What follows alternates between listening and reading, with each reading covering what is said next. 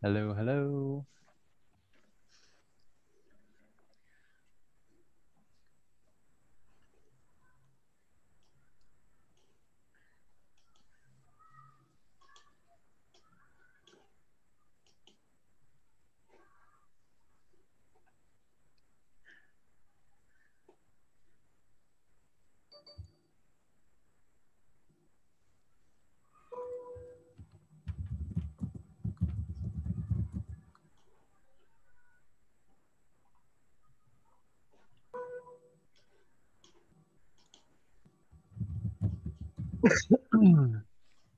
Okay, well, here we are, finally, after much struggle and consternation.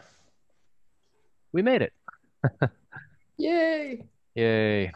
So, Sunday evenings it will be.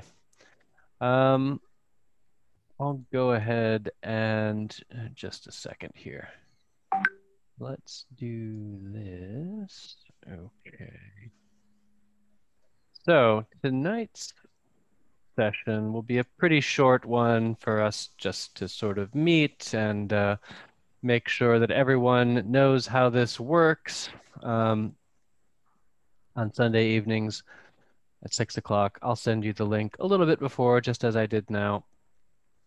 And we'll hold our sessions. The sessions will be an hour to an hour and a half, although they have gone over that before. Really, they last until they end, depending on what kind of discussions we get into. There, this. All right. So, I know some of you from last time. I know some of you from a long time ago. Actually, two of you here this evening are veterans from my debate club days. Many years ago, I did the debate club at American Corners, and yeah, cool that you guys are hanging in there, continuing to attend these sorts of things. So this is our third reading group. We did The Plague because that was very topical. We did The Plague. That was the first one because it was so on topic for everything that's happening these days. Next, we did Slaughterhouse 5.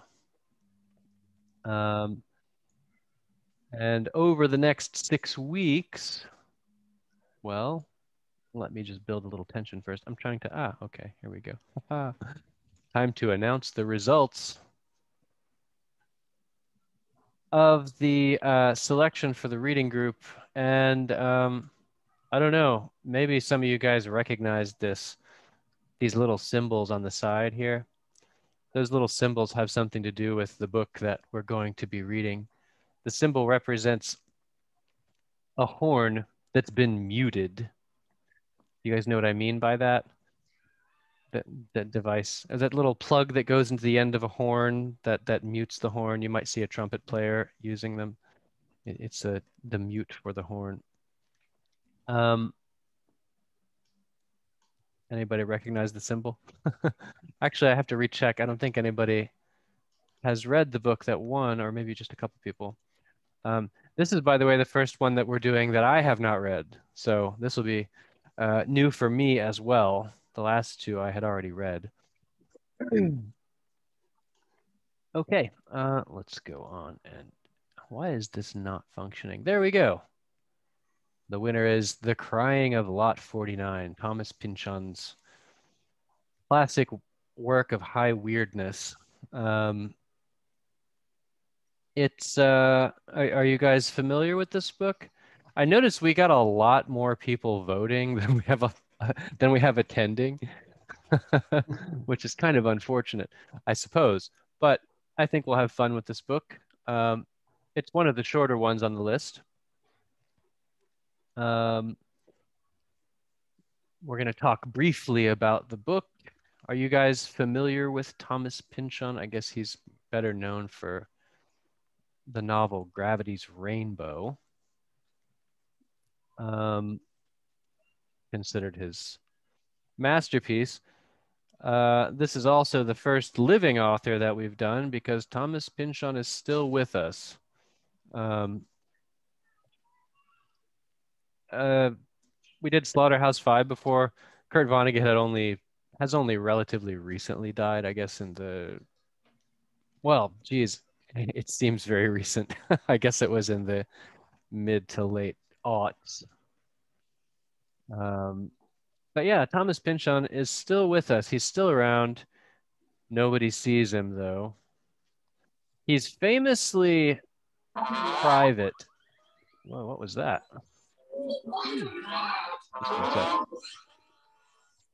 There are some strange noises afloat. Do you guys hear that? Yes. Okay. I think there's some kind of. I think the novel is starting already. Watching cartoons. Watching cartoons. There's no time for that.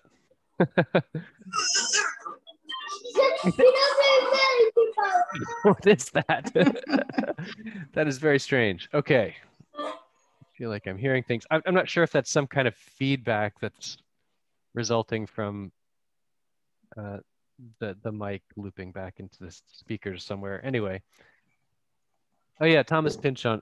Still alive, famously very private, has managed to avoid the media for 50 years or more. More, really. I mean, there are a couple of pictures of him in existence. But yeah, a famously private person.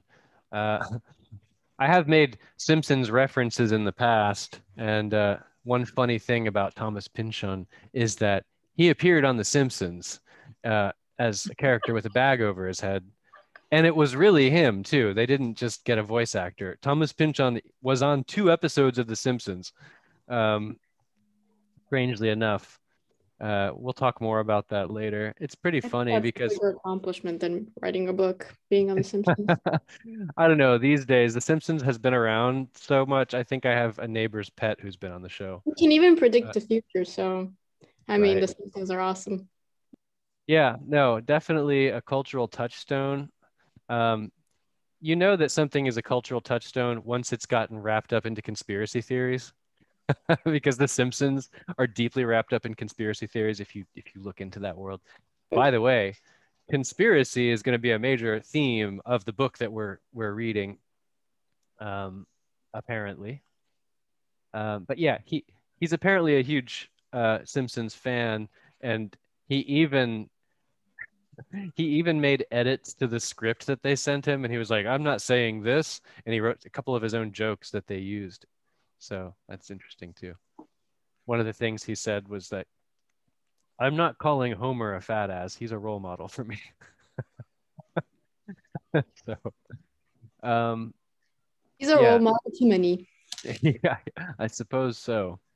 Although that show is actually, I think it's stopping after next year. I mean, it's wild that they're still making it, and I don't know. It's I have mixed feelings about the whole thing.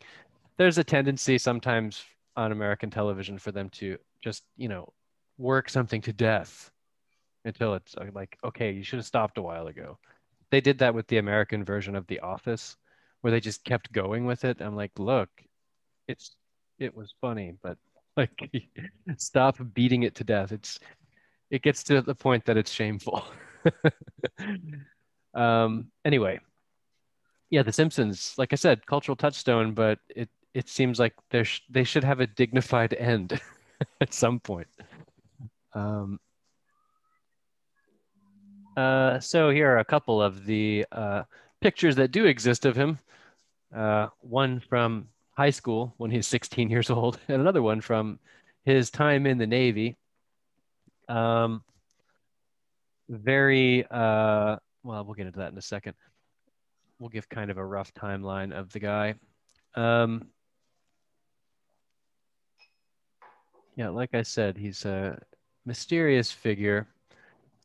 He went to Cornell. Also, Kurt Vonnegut went to Cornell, interestingly enough. Um, this stint in the Navy, a stint is just a brief period. Uh, So he had a short, like 2 years, I think, in the Navy. That was in the middle of his college education, strangely enough. Like he went to school for a couple of years, went into the Navy, uh, and then went back to Cornell and got his bachelor's in English. Some other details. Apparently, he applied for a master's in like mathematics and got rejected. Uh, and then was like, well, I guess I'll just do something else, and wound up going to like live with some hippies and beat poet people. Lived a kind of bohemian lifestyle, let's say. Came out of it with some critiques of that. I wouldn't say that Thomas Pynchon is a hippie, certainly not. He uh, was involved in anti-war stuff and anti-tax stuff. Actually, there was an anti-tax movement that was part of war protests. Basically, we're not paying taxes to fund wars, kind of thing. So he's definitely associated with that whole that whole vibe, that whole movement. But I wouldn't say that he is a hippie either. Then again, it's complicated because there's sort of a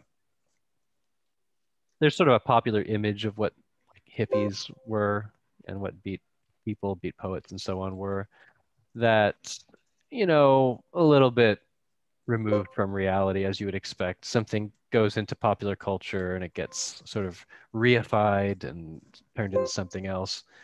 I would just say Thomas Pynchon's kind of a weirdo, like a lot of hippies were, and that's good. I mean that in a good way. It's a good thing to be a weirdo. Legendarily reclusive, as I said, a man that has successfully avoided the media. Uh, I found what appears to be an interview with him, but it turns out that the author sort of algorithmically pieced together what an interview would be using bits of his books. So I'm like, come on, don't do this to me. He has apparently done some kind of autobiographical stuff that you can pick up bits and pieces of his life from little things that he's written. And he's also contributed to some newspapers over the years. Like he'll occasionally come out with an opinion piece. And yeah, he's like 84 now. He actually published a book in 2013, so not that long ago. He's still working. What else? The book itself. So this is gonna be a strange one, folks. It's considered a work of postmodernist fiction.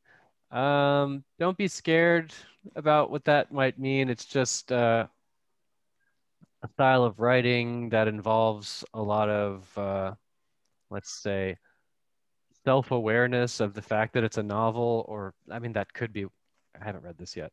That could be one thing, would be sort of postmodern style.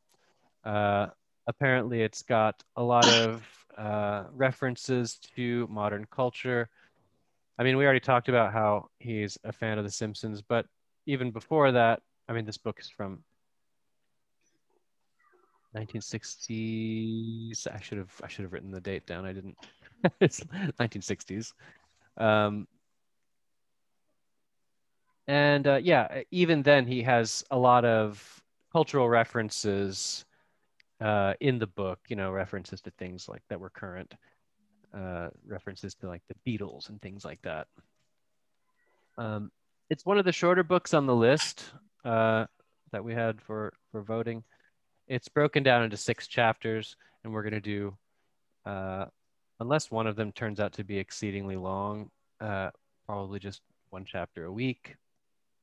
So you guys shouldn't have hopefully have any time constraints to get through 1 chapter a week for a discussion on Sunday evenings. If you're familiar with the idiom hard to pin down, that's just a way of saying it's hard to describe concisely. I'm saying this as someone who has not read it, but wanted to, talk a little bit about it as much as I could without having read it. And that's the thing that people say, is that it's pretty wild. It looks, from the bit that I've delved into it, it's a very rich, let's say, environment for interpreting. There's a lot of symbolism going on, just in things like the names. There's a lot that you could look into and perhaps draw something out of. And it's one of those books that people see differently, I am going to send you tonight a study guide for the book to help you along with like a study graphic. You might be familiar with that from last time. We've included these study guides in the previous 2 groups, if you guys were there. Themes, mass communication, apparently involving post offices and secret post offices, engaged in struggles against each other. Sounds very interesting. Search for meaning, the old call to adventure theme, where someone gets you guys familiar with that term? I think it originally came from the, what's the, Campbell, The Hero's Journey, that, Robert Campbell? No, Richard Campbell? I don't remember right now. My brain isn't functioning properly. Yeah, this, the call to adventure. So the main character gets this sort of, it's a sort of typical trope in a lot of stories where the main character has the opportunity to escape his or her mundane existence and answers the call and begins, in this case, the search for meaning, the nature of reality. So apparently there's a lot of questioning whether something is really happening or not at many points in the book. Whether it's a dream or a hallucination or actually happening. And yes, paranoia and conspiracy. Well, before we did the plague, and that was on topic, paranoia and conspiracy, also pretty on topic, I would say, for things these days. Although I suppose there's probably never been a point in history, well, maybe I shouldn't say never, but in modern history, but there hasn't been some amount of conspiratorial thinking going on. So we can include some discussions of, tentatively saying we can include some discussions of conspiracy theory. I don't know, maybe that'll go off the rails. Maybe I shouldn't open the door to that. Jeez, who knows what'll come out. I suppose it's going to be somewhat unavoidable, though. It is a part of the book.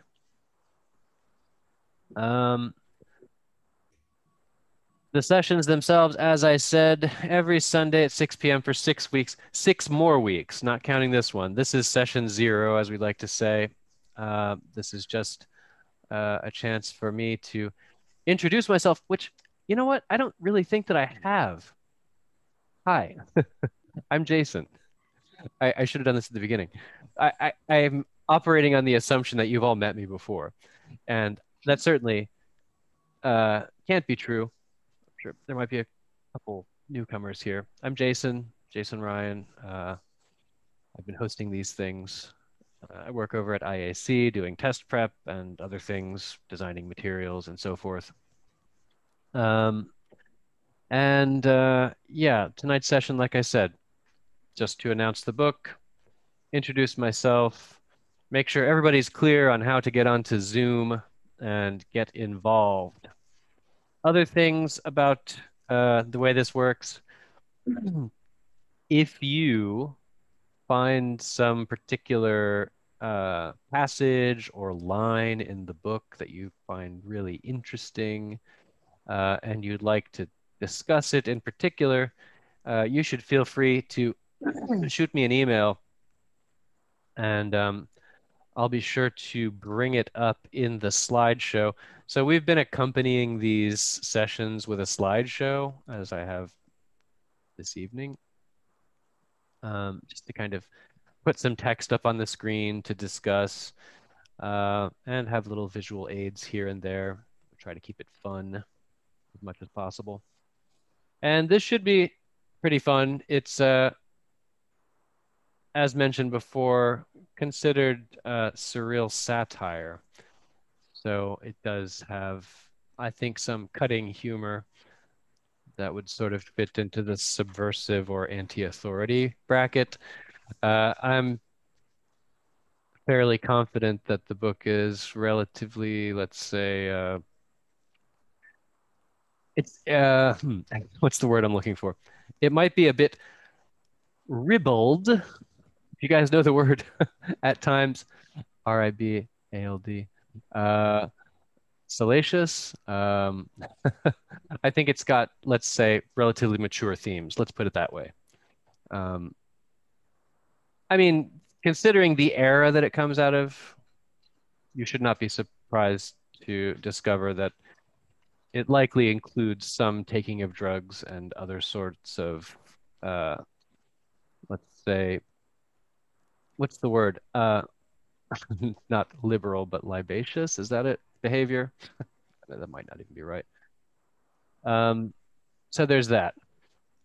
Libertine behavior. It should be quite a wild ride. And that's really all there is to say about it this evening. This painting is a reference to part of the book that we'll be talking about later. As I said, there are other cultural objects that appear in the book. This is one of them. Oops. Okay. No, that's it for the slideshow. So, do you guys have any questions about how this works or anything you'd like to talk about?